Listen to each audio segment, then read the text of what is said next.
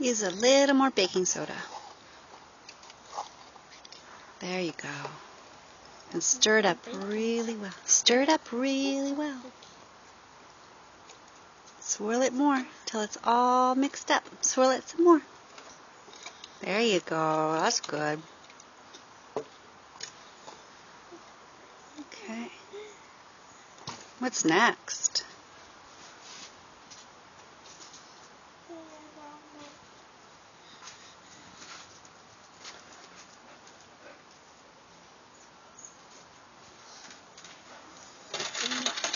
Vinegar.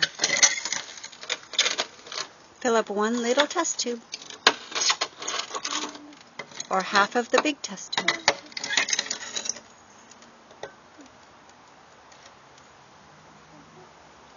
Okay, now stop. That's enough. Very good.